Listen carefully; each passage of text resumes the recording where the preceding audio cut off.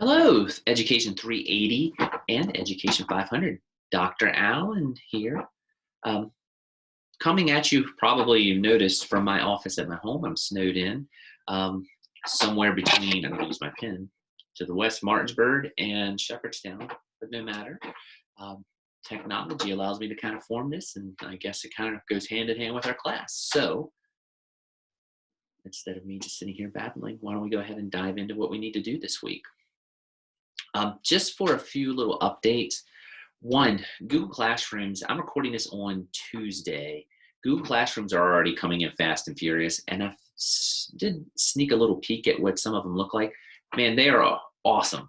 And I was thinking about it last night, like how everyone's just like doing them so quick. I don't want to sell you all short, but I don't know if it's because of the pandemic and a lot of you have had the opportunity to use the Google Classroom learning management systems out in the field. All I can say is some of them are rock star level, fantastic. Keep them coming. Awesome. Second thing, this week we're going to be doing presentation type software. I'm going to be specifically looking at a couple of them, and you're going to have the opportunity to use them. This is going to be more intuitive type stuff, kind of like with the websites. I know some of you may have had a poster of my face and we're throwing dartboards at it, but I actually do the websites for a reason the first couple weeks. When you're an educator and when you're out in the field, you're not going to have a 380 or a 500 class. You're really going to have yourself. There are tech experts and such, but technology is all about experimentation and doing the research on YouTube or wherever you want to watch videos and learning how to do it and implement it into your class. A lot of you for your 21st century learning mentioned innovation. To me, that's part of it. You got to know how to use the tech on your own a little bit and make it work. You all rock that. I'm just kind of telling you that's what we're looking to do in this class. We're going to do it again with presentation, but fear not, I actually am going to give a little instructional type video on what you need to do, and we'll go from there. So with all that being said, I'm going to stop babbling. I'm going to share my screen. And the first thing I'm going to do is actually pull up our week on Sakai. If you look at it this week, we got a lot that we're going to look at. I'm going to expand this a little bit. We got a lot that we're going to look at this week. We're going to look at presentation software. Specifically, I'm going to focus on two. It's going to be Nearpod and Pear Deck. Also, I'm going to mention Powtoon. I have a link down there. It's kind of starting to, I don't want to say fall out of favor, but it's not quite as in vogue, I think, right now as Nearpod and Pear Deck are. Symbaloo is an app type location. It's on the discussion board. It doesn't really have to do much with the presentation software itself. It's a software we're going to talk about on in the forums. And actually, at the last minute before I recorded this, I went ahead and threw Prezi up. I almost left it out. It's probably the forerunner to PowerPoints on steroids type things, where it's got a little more to it.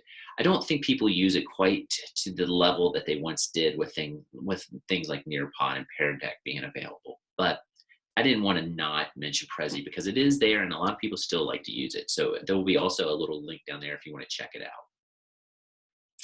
Readings this week have to do with implementing apps in your classroom. They're up on the forum, and also you can find those right down here in this link. Just click right there. This week we're gonna have a lecture.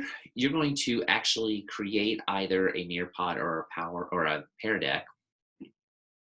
On top of that, you're also going to do your blog review on which one you decide to use, and again, at the aforementioned discussion board topic on apps. Don't forget your certifications in either Apple or Google that are due at the end of the semester. And with all that being said, I'm going to go ahead and dive in and talk about presentation software. And let me go down here and hit that. Boom, there we go. A couple things before we get going on this. Presentation software, I'm going to give a shout out. Probably, I guess, the Zeus, the almighty, the original presentation application, of course, is PowerPoint. PowerPoint's revolutionized how teachers in elementary, middle, high school, and colleges get information out to students. Today, though, and they're updating them so fast. Today, there are so many like add-ons or more interactive type presentation software that you can do with your students that PowerPoints, I don't want to say they're obsolete because they're obsolete. because they're always going to be there. The thing is, there's things now that you can kind of add to your PowerPoints to make them more, like I mentioned, a little more interactive for your students. You can put summative assessments. You can embed videos. You can do field trips, virtual field trips. That's all awesome stuff. So you can kind of make your PowerPoints more. Sometimes, like with Nearpod, I'm going to show you, you can just add the PowerPoint to the Nearpod database and just add things to it. Other versions of these software applications I'm showing you can just create right in there. You can do that with Nearpod or Pear Deck and go from there. But before I show you the technology, I just want to tell you the benefits of using presentation applications in your classroom and how you should be using them in your classroom. First off, why should you be using a presentation application in your classroom? The organization and the structure. These are two crucial things. I say it all the time in the planning, instruction, assessment class that I've done and other classes. Organization might be the foremost, to me, skill that you need as an educator. If you're organized, it helps so much with the other things, classroom management, discussions, lectures, assessments, everything. But if you have a presentation that you're going to do in your class, it's important that you have a few things. One, you go through it and make sure that it is the information that you want it to be. Also, I'm going to go ahead and say this. The internet has so many awesome tools and sites and information and data and PowerPoints that you can use. It's very easy just to type one in, pull it up, and use it. A lot of sites, I used one when I was an instructor called PowerPoint Palooza. It had a lot of history and social science and humanities type PowerPoints, and they were really well done. I still needed to go through them and make sure they were what I wanted my students to see and hear, because sometimes they just didn't match up to what I was actually talking about. And what I'm getting at here is however you structure your PowerPoint, whether you get it online or you create it yourself, make sure it aligns with your standards and it's what you actually want it to be. Don't just go online, get a PowerPoint, and just start going with it. For example, if I'm instructing on the French Revolution and I find a PowerPoint on the French Revolution and I'm teaching it to middle schoolers, I don't want it to be an overload of information. I want certain things that I want the students to know about the French Revolution, and I need to go through and edit it and make it what it needs to be. Or if I'm typing it, this is a fault, and by the way, I don't want to use the word fault. This is something that a lot of secondary content area teachers do, and it's hard not to do. I did it myself. But you have so much information up here, you got to remember your audience, and you want to structure it in a way that they're going to be able to decipher the information. The other thing about your presentation application, make sure it looks professional. Some people say just black and white. I wouldn't go that far, even though those are easy to read. Just make sure it looks clean and nice and the grammar is correct. I'm not saying you're not going to have typos. I'm going to show you one I caught on this as I'm recording. It's a small capitalization error. But just make sure by and large that it looks good. You're modeling for your students. You want it to look like the work that you would want from them. Put images on. When I'm talking about images, maybe 3, maybe 4 at max. Don't just like carpet bomb and make a collage. It's too much to look at and such. I usually tried to keep it to 1 or 2. I'm not saying that sometimes I didn't put 3 or 4, but they would be smaller ones on the side. Just make sure it looks good and it's grammatically correct. And I think this is on the next slide, so I'll hold off on one other thing I wanted to make a point on. And again, make sure you have an illustration or you've illustrated something to reflect your content. Don't just make it a boring thing. But here's the other things that you got to remember. Tips for designing your presentation. When you're doing yours for this class or in general, or what you're going to be doing for your students out in the field, make sure you, 1, keep it simple. And what I mean by that, I have seen student teachers do this, and I kind of get on them a little bit for it. So I'm going to go ahead and give you this tip. Don't, if you're using a PowerPoint, if you're using a Pear Deck, if you're using a Nearpod, if you're using a Prezi, do not put a paragraph as a bullet. Don't do it. My middle schoolers, I would almost expect that, even though I beg them not to do it. I don't think a teacher should do that. One, what's the point in the PowerPoint of the presentation? It's supposed to organize and streamline the information. Keep it simple for your students. Also, a lot of you do this, but I still see some people they don't do it. Students will write down everything you have on that presentation, and they will ask you not to hit the slides and things, especially if you have those big blocks, because they're trying to write it all down. Make sure you highlight or bold or underline or some sort of guided note method with your PowerPoints on the things you want your students to write down. But keep it simple, bullets, and just keep them short statements. Don't do that, I'm looking at my camera, but don't do those long seconds. I'm talking like very simple lines. Again, limit the text, keep it, again, simple. Use quality images. Don't get ones that are too distracting or too blurry or anything like that. There's a lot of good sites. I have some links up, but Getty Images is a good one. Of course, I guess the most common one is Google Images. I would cite it probably just to be on the safe side. I know some people don't, but just a recommendation, especially if you're going to do it as a type of presentation for a county or something like that, or at least have where you got the information from. Also, be mindful of colors and font. I thought about this with the websites also. Make sure that you have a good color combo going on there. That's what I mentioned a few minutes ago with the black versus white backgrounds. A lot of people think those are the best because they're easy to read. I wouldn't go that far. I like a little bit of color, and I think a lot of people like to put a little bit of fun color in there. But if you have orange as your background for your slides, don't pick a darker orange font for the lettering. And you're probably thinking, well, no one would do that. Yes, people do that. And that goes back into checking your PowerPoints, because if you're pulling something offline because you need something in a rush and you decide to use it and you haven't proofread it, maybe someone else has made that mistake. So make sure you check it out. But just make sure you're mindful of that. I loved embedding audio and video into my PowerPoints or my Nearpods, which I used a lot, because it's very, very it's a time saver, I guess is what I'm trying to spit out here. Because you don't have to go back. I'm on my Apple AirPlay here on my iPad. But when I would have my iPad, I would have to go through, pull up, hit play, and hope that it would mesh, and that would be minute. If it's in my PowerPoint or in my Nearpod or in my Pear Deck, I just simply hit play within the slides, and it played. It's nice, and it keeps you organized. It keeps you in the flow. So if you're going to use a video, I used a lot of 3 to 5 minute video clips a lot of times when we do reactions. I would highly recommend embedding them in your video or your presentation software, whether you're going to end up using Prezi, whether you're going to end up using PowerPoint only, whether you're going to only use Nearpod, whether you're going to use Pear Deck, whatever they are. Just make sure, I would say, embed those videos in there. It'll make your life a lot easier, especially if you're going to show them in class.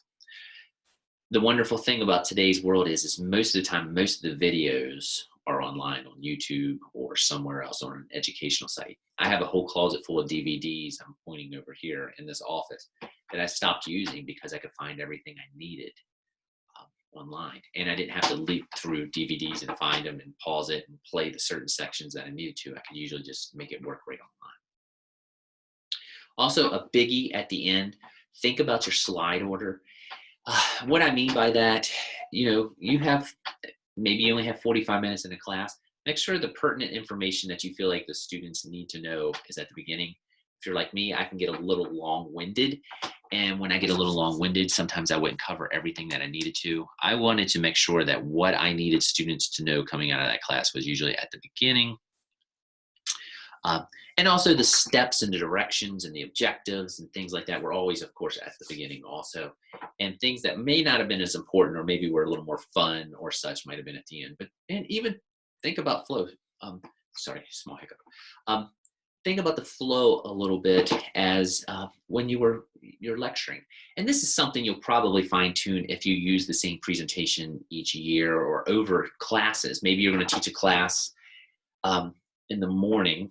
This could be elementary or actually secondary, but you have a class in the morning, first period, and then you have the same class maybe fifth period, and you found that the flow didn't go. And you'll know flow didn't go like you wanted. Maybe you should have done something first that you needed to explain before something else. So some of it is trial and error, but always have that slide order in mind. It's important. So these are all just kind of tips. PowerPoint. I mentioned PowerPoint. That's the big one. That's the Zeus of it all. But it's gotten to the point where sometimes PowerPoints can be a little dull. And there are a lot of presentation softwares that I've already mentioned that you can add to PowerPoints to kind of jazz them up a little bit. One, it's the one that I've used the most. I've been using it probably about 8 or 9 years now. I went to a conference and saw it and was blown away with it. And they keep adding things to it. It seems like monthly that you can utilize with it. But I like Nearpod. I'm Nearpod certified. It's what I'm familiar with. It's what I'm going to actually show you at the end of this lecture. The other one, and this was the grammatical capitalization error I told you I made, that D should be a lowercase. I don't know why I always think Pear Deck is a capital P and a capital D, but it's Pear Deck. I have to admit, I've used Pear Deck, and when it first started, I didn't think it was as good or as strong as Nearpod, but I'm kind of starting to waver on that a lot. I think there's a beauty in its simplicity. A lot of students I've noticed when I've done observations, especially in the fall, embedded Pear Deck within their Google Classrooms, and it worked awesome. There's a lot of cool graphs. There's a lot of, I think there might be even more teacher-specific tools like Venn diagrams, T-charts, things like that in Pear Deck versus Nearpod, or at least some people think they're easier to use. For the assignment, and I'll get into this in a few minutes, originally I had it just intended for you to do Nearpod. I would let you use Pear Deck because I have a feeling some of you have already used it when you were out in the field, maybe for 370 or something like that. The other two options besides PowerPoint that I have posted on Sakai are Prezi. That was more, it's just the way it presents and it comes in and zooms in and visually it's just different. It's getting a little dated in my opinion, but a lot of people still like to use it. And Powtoons and actually the links there, they're kind of jazz up your PowerPoints and make them a little more fun to watch and interactive with the visuals. You can check those out. There's no assignments related to Powtoons or Prezi that you have to do. I just put them up there for you to see. And actually, there are things that are coming in to be PowerPoint substitutions, I guess, so to speak, that seem to appear almost monthly. You're welcome to share some with me if you've seen some out in the field. I try to keep up to date with them. I have a little list that I'm compiling. But for the purposes of our assignment this week, we're going to just keep it to Nearpod and Pear Deck because when I talked to Berkeley and Jefferson County, those were the two specifically that were brought up. So that's the options besides PowerPoint. But one last thing that I want to show you before I show you what you need to do for Nearpod. And hopefully it clicks here. There it goes. First thing, it's Super Bowl week. I mentioned each week I'm going to do a little Tech Like a Pirate from the book that I've been reading. It's right here. I got for Christmas, and I liked a lot of the tips. So I'm going to do my little 5 or minute or less tip. I will say this so I don't forget, since it's Super Bowl week, I put a very famous pirate that is playing in the Super Bowl this week who has had a lot of success. He's also had a lot of failure, and it's a little bit of a segue for this week. But I'm going to have a question up that if you can answer who is at the end of this PowerPoint, so I know you've at least watched it, PowerPoint on this presentation and PowerPoint lecture. I'm going to put a question up. If you can tell me who the pirate is, I'll add 2 points to your presentation assignment this week. Last names are acceptable. The tip from Tech Like a Pirate this week is basically a pretty simple one, but it's a very hard one for a lot of teachers. And actually, I thought about this a lot with your all's 21st century skills discussion boards that I was reading over the weekend. It's basically this: don't be afraid to fail with technology. I mentioned it at the very beginning of my talk here. The websites, they're trial and error. There's a lot of failure with a lot of this tech. There's a lot of success. You can't be scared to try new things. The book actually highlights 4 things or 4 steps that usually, 4 things that are the reason or why teachers are usually trying to do new tech. The first one is usually they're not getting the results they wanted, either in terms of the grades that students are getting on assignments or student understanding in general. Teachers usually think, well, there's got to be a better way to deliver this, or at least get the information to the students. And a lot of times today that involves technology. they'll find some sort of technology and they'll think, wow, this is cool, but they're scared to do it. And the big reason they're scared is what if I try this and it's a disaster? And I'm going to give you a little bit of Dr. Allen advice from the field. I taught middle school, a little bit of high school and such, and I've taught college for a while now too, well over 15 years. Done adults, done basically from 10-year-olds to 70-something-year-olds.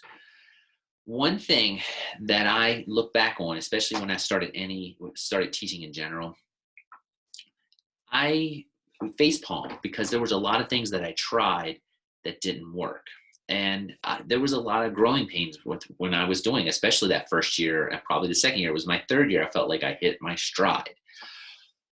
But even before I left my last middle school job, I was still using a lot of the techniques I was trying my first and second year. They were just different. The base was the same, but there was approaches, there was technology I started to embed. I molded it. And what I'm getting at, I guess, in this little bit of a babble rant is don't be afraid to try new things. It's as that statement down there says, is a failure a failure? The difference is I will never do it that way again, as opposed to I will never do it again. Just because you fail at something doesn't mean that it can't work. You might just have to do it differently the next time you do it, or maybe you need to do a little trial and error. To me, that's what teaching's all about. You can't be scared to fail. And I'm going to tie this in, and I mentioned the 21st century skills that you all did or mentioned on the discussion board. Some of you said that was the most important skill, to be innovative. Or you noted that you've noticed in the field a lot of teachers, seasoned teachers, are scared or hate technology.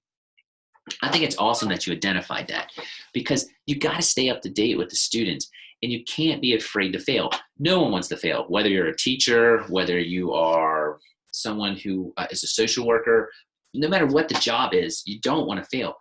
But you learn more from your failures than you ever will from your successes.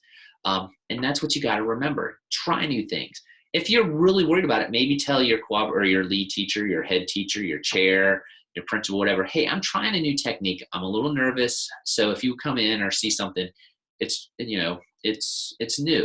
But don't be afraid to do it. To me, that's what makes teaching fun. And yes, sometimes you're going to I did it earlier, but you're going to face palm after you get done something. You're going to say, that was a full-blown disaster. But make notes, say what worked, what didn't. And if you really don't think you're going to do it again, that's fine. But maybe it's a technology that you can kind of build on. I'm going to cite the websites, just because we've done them. I did those 1 year with sixth graders, and I was about ready to run my head through a wall because they couldn't figure it out. But then when we got to the end result, I was really, really happy. I think I put up some of the stuff with like the Red Baron.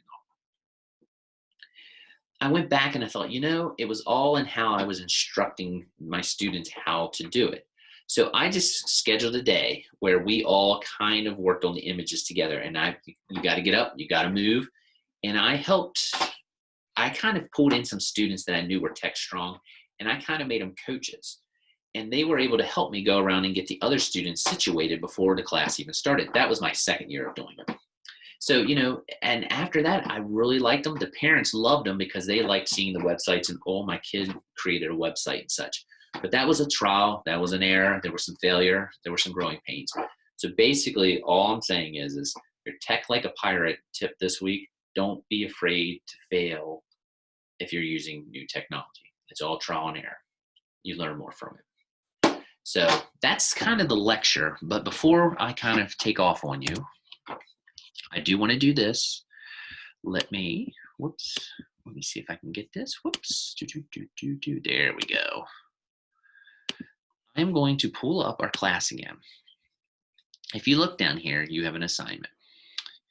Besides your blog, what you're going to do on this assignment, besides your discussion, you have to create a Nearpod. Now, I said this, and I'm going to hold true to it. If you would prefer to use Pear Deck for this, that is fine. I know some of you might be more comfortable with Pear Deck at this point. You're going to create 10 slides. And within those slides, you got to have some activities. I'm just going to bust this down. All right, you're going to have a title page. You're going to have 9 slides of content. You can pick whatever you want. If you're an art teacher, you're obviously going to do art. If you are a social studies teacher or science teacher and all, you're going to have those disciplines. If you were elementary, you can pick whatever class you want to make it on. It can be science, social studies, English, math, whatever. Do what's easier to you. And I'm going to show you how to do something to make your life slightly easier with this. I want one poll inserted into your Nearpod. I also want one open-ended question, and I'll show you that here in a minute. And then I want one quiz. So those can count as part of your slides. So, you know, you can embed them somewhere in there and such. I just want to see if you can use this. Now you're saying, I have no clue what you're talking about. You haven't showed us anything about Nearpod or where to go and such. Well, one, you will have a nice little click button here you can click. And there's how to use Nearpod, and there's the link. But I have already pulled it up, so I'm going to go ahead and show you. All right, I am going to sign out really quick here. All right, when you go to Nearpod, you're going to go to Nearpod. Hopefully I can see it. It's nearpod.com. My thing is actually blocking it. Let me see if I can make that smaller for you real quick. There it goes. You'll go to nearpod.com and you'll see sign up for free. You will sign up for free here.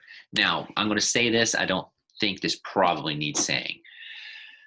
Don't sign up for anything that you have to pay for. There are different memberships. There is a silver membership, there's a gold membership, and there's a platinum membership.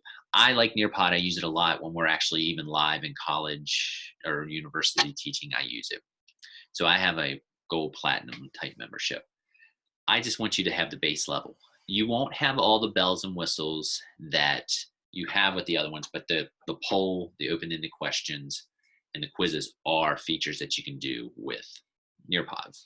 Base level. Once you get your account, you're going to log in. You go ahead and log in.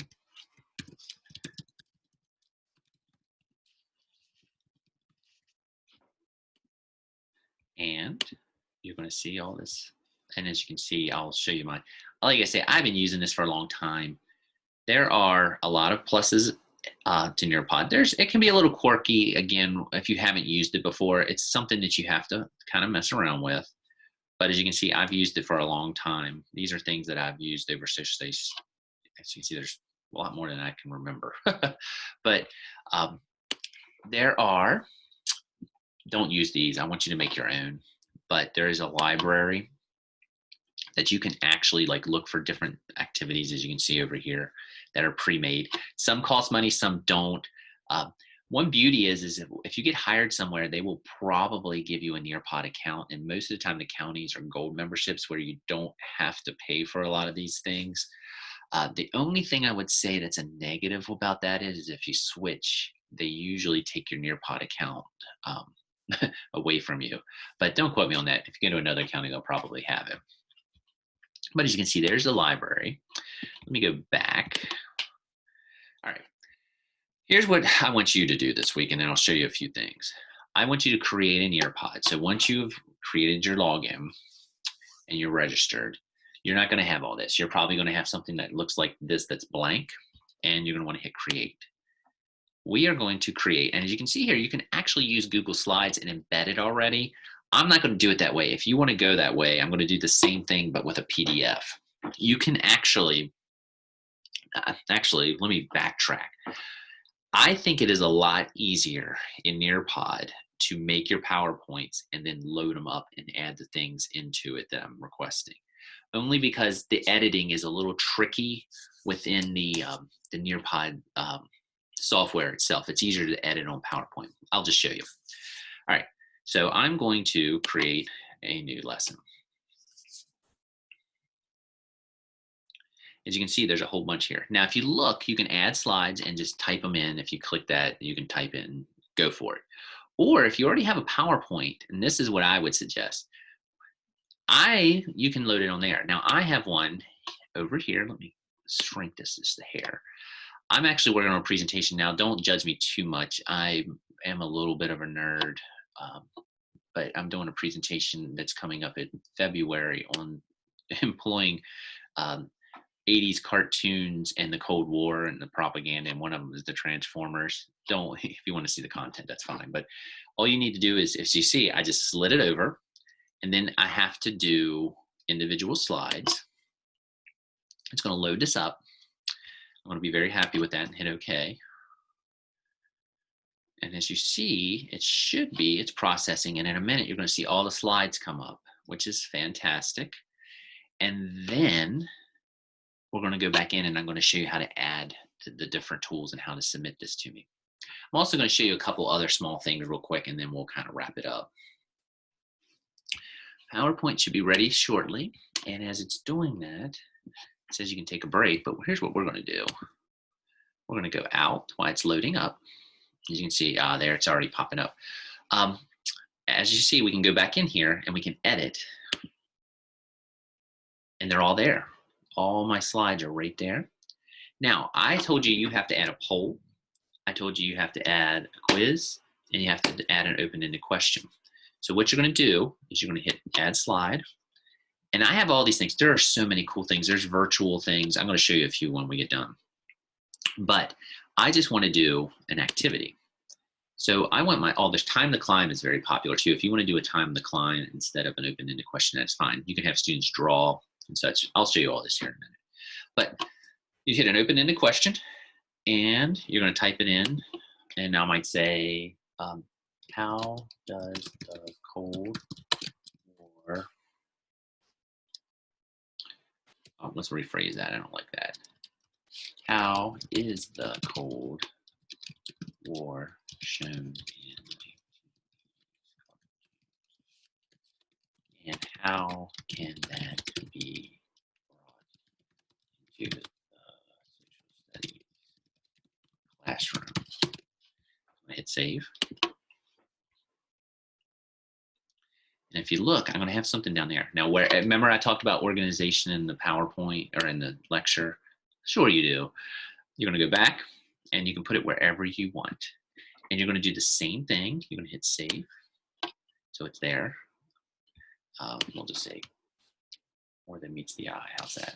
More meets the eye. Now you can add other stuff in there before, and I'm going to go back. But as you see, it's in there. And if I want to edit it again and add my poll in there, you're just going to go Add Slide. And you're going to hit Activity, Poll. And you're just going to say, how many communist nations are there? No one knows. I don't know that off the top of my head, but you get it. 100 or 1,000. And you can add answers and I'll hit save. And it's just repeat. It's the same thing. You're going to see it down there and I can put it wherever I want. That's the assignment. You're going to do that. Now, you're probably saying, how do I share this with you? You've got 3 ways that you can do that. If you look, you can do a student-paced lesson, which that's the beauty of Nearpod also. You can do a student-paced one, or when you do live participation, I'll show you that here in a second. But if you do a student-paced one, you can do this. You can send me that code, and I will have 29 days to open it. Check it out. You can send me that. You can save it as a PDF, export it, and just submit it that way, which is fine. A lot of people like that. Or you can just share with teachers and share the link with me. I don't care which one. The other nice thing about Nearpod, though, if you have a class, you can do a student-paced one, which a lot of people are doing with the current pandemic. If you have a live class, if you hit live participation, you're going to get a code. You're going to get a code. There it is. And actually, if you have your students on devices and they go to nearpod.com, there's going to be a spot where they can, of course, it's not going to do it because I'm logged in, but there should be a code. Oh, there, you can join a lesson. When you join the lesson, this PowerPoint will actually show up on their devices. And when you slide the screen slides on the students, and then the polls show up and everything. So you can do it that way also. I was going to show you a couple other bells and whistles real quick, and then I'll wrap it up. There's one. All right. So for example, let's just do a preview real quick. This is one I have done before using a few classes. Let's hit preview. And as you see, You know, I'm not worried about all that. This was a PowerPoint I loaded up. Actually, I don't like this one. Forgive me. I want to go back. I don't like that one as much. I like this one better. This was a little more up to date. Let's hit preview again. I'm not stopping to record it anymore. As you look, there's a few other things that you can do. As you can see, this is you can collaborate. And on this one, when students answer, little sticky notes pop up if you were doing a live lesson. So they'll just show right there. Some other things that it does, let's just flip through, just so you can see what it looks like from a student's point of view. They can draw. You see, you can do the draw feature, which I don't care if you do that instead, it gives you that choice instead of a question, but then of course they'll submit it and whatever they do will show up. Open-ended question is just a response to whatever you have, and the students will type right there.